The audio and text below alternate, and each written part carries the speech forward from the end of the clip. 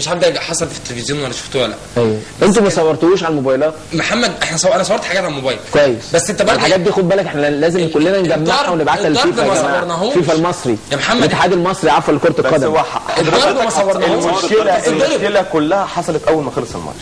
بص يا محمد اللي كان اوقات اثناء بس في بعض القنوات صورت المباراه قبل وهو النهار ماسكين الاسلحه هم بالظبط. معلش احنا رحنا متاخر. احنا الطياره واصله الساعه كام ساعه؟ حوالي 4:30. لا 4:30 ايه يا جماعه؟ 4:30 على بال ما اتحركنا كانت 5 بتوقيت مصر. وصلنا الاستاد 7:30 بالظبط. تمام. بتوقيت السعوديه 7 بتوقيت السودان 7:30 تمام. والماتش 8:30 احنا واصلين اللعيبه نزيد تدريب 8. كويس.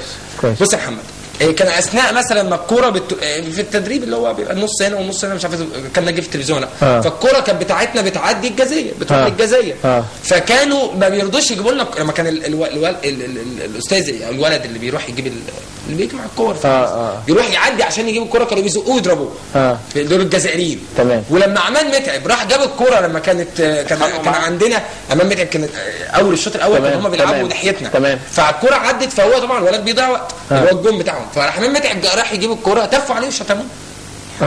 طيب الاحداث دي كلها حصلت اثناء المباراه. انا عايز اعرف المشكله المنتخب خسر انتوا سقفتوا بالظبط. لا مش ليهم مش للجزائريين. لا للمنتخب. انا بقول لك المنتخب خسر. احنا سقفنا لهم عشان بيلعبوا حلو. احنا ما سقفنا لهمش. احنا سقفنا للمصريين. سيد علاء مبارك قال الجمله ديت بالظبط. احنا سقفنا لما لقينا الحضري بيعيط. واحمد حسن منهار وسيد معوض منهار وبركات منهار. الناس دي ادت اللي عليها تماما بشكل رجولي. كأخلاق مصريين احنا حضرتك اول ما خلص الماتش كلنا رحنا واقفين ومسقفين لحظه انتهاء الماتش. احنا بنسقف لرجالتنا فدلاله على احترامنا للماتش وللجمهور ولكل قبل الهوا انت قلت لي جمله كده قلت لي ان 80% من المشجعين اللي راحوا ناس شيك. بالظبط. دي حقيقه. ناس محترمه. ناس محترمه بس هم يعني مثلا الفنان احمد السقا مثلا امبارح اتصل في الكوره مع دريم مع خالد عمر قال له والله يا خالد اصل رايحين شويه افنديه وكان كفري يروح شويه رجاله عشان ياخدوا يدوا.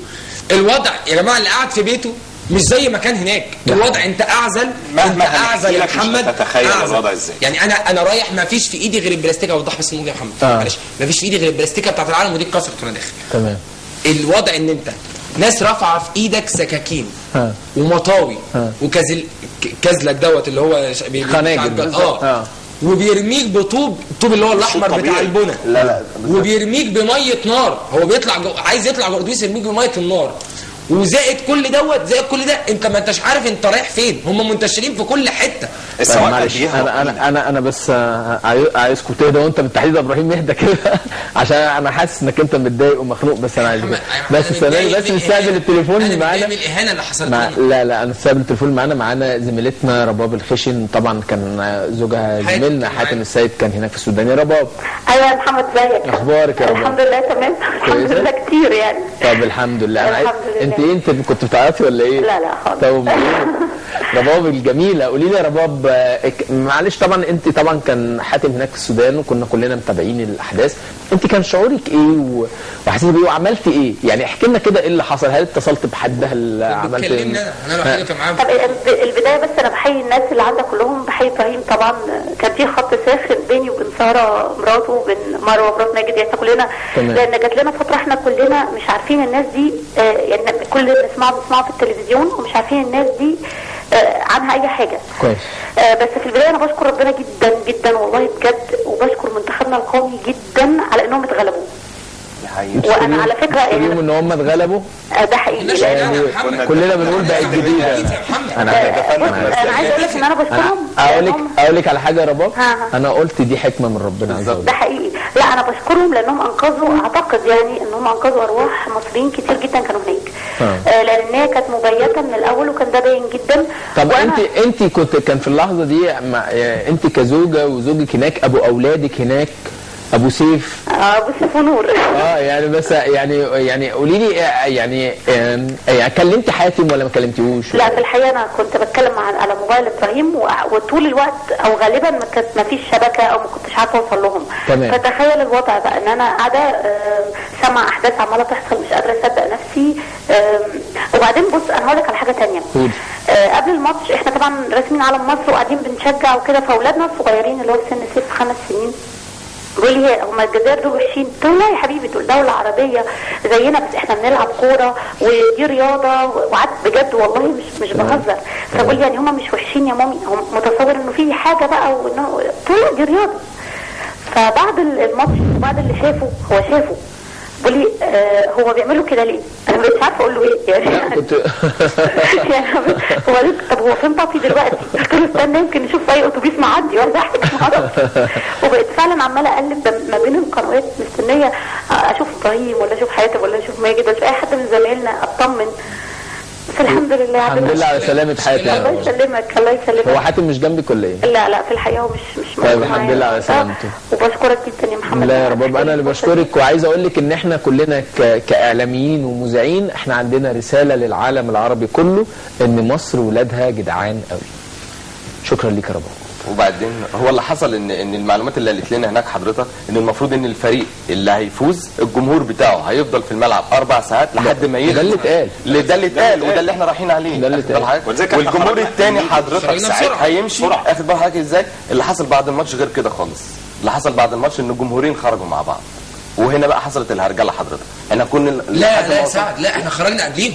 تمام. احنا خرجنا قبليهم يا محمد، انا شايفهم واحنا في لما بس هقول لك انا اتاخرت عن الاتوبيس حوالي ايوه ساعه اتاخروا علينا. لما بدات الف طبعا احنا مش عارفين الاتوبيسات فين، الشوارع ضلمه جدا، ارض كلها شبه بعضيها. كان معايا مجموعه من نفس المجموعه اللي كانت معانا في الاتوبيسات، فمشينا مع بعض حوالي ربع ساعه، فقالوا لنا هتعدوا شارعين، الشارع الثالث هتلاقوا الاتوبيسات على اليمين. مشينا، فكان معانا ستات واطفال، واحنا ماشيين فوجئنا باعلام الجزائر جايه. فخدنا ستيب لورا كده نتاكد بس دي سودانيين ولا جزائريين. طبعا اللون باين جدا ما بين السوداني والجزائري، ففوجئنا انهم جزائريين. فخوفا على يعني احنا لو الرجاله بس كنا عدينا ما عندناش مشكله خالص. تمام. انما كان معانا ستات واطفال، فالافضل او الامن يعني عشان معاك ستات لازم لازم نرجع طبيعي. فلفينا ورجعنا، فلقينا الاتوبيسات قدامنا، ركبنا الاتوبيسات بدون اي احتكاك بدون اي مشاكل. كويس. تماما. واحنا راجعين الجو ظريف جدا. موكب رئاسي يعني انا بيتهيألي لو رئيس الجمهوريه بياخد نفس التحيه اللي بتحصل لنا. كأن احنا محمد اتوبيس المنتخب حلوه جدا، كأن احنا اتوبيس المنتخب واحنا نجوم. انت مش متخيل الناس يعني انا موبايل بس انا مش عارف اوريك واحنا خارجين. وكمان عايز اقول لك على حاجه، انا قابلت جزائريين محترمين جدا. يعني انا كنت جوه الملعب؟ لا بره. خرجنا خلاص بعد المرحله دي ركبنا الاتوبيس واتحركنا، فقابلت ناس. كويس انك انت قابلت حد احنا لا طبعا انا بقول لك ايه، طلعنا بقى لقينا السودانيين واقفين يا محمد، لان هو واضح ان هم اللي كانوا مشجعين اللي كانوا جايين كانوا 90% لا بس انا هكمل لك عن مالهم 95% مش مشجعين ينتموا منك. لا ده مش مشجع ناجح. لا بس في مشجعين. دي حضرتك في مشجع، ما حدش يقدر ينكر. احنا مش عايزين ما كانش في جزائريين وقفوا مع المصريين هناك في الجزائر. بالظبط. في جزائريين واقفين مع الجزائر مع المصريين. ما يقدرش يوصف. اخد بالك زي ما تشوف بالحقيقه نظره عين المشجع الجزائري باصص لك ازاي، او احنا في الاتوبيس غل، نظره غل. احنا اسرائيليين والله لو انت اسرائيلي هموتك لو انت اسرائيلي ما يبصكش البصه دي. ابو تريكه هموتك. ليه؟ انا اللي راكبين على ظهر الميكروباص كان بيعملوا حركه يا محمد، انا اسف. لا ما تعملهاش. لا مش الحركه ايه يا عم، انا بيعملوا حركه يعني كنا بيقلعوا لنا يا محمد هدومهم ملابسهم الداخليه بيقلعوها، ومش خايف على مشاعر، ويشاور لك بحاجات على بلدك وعليك وعلى دينك.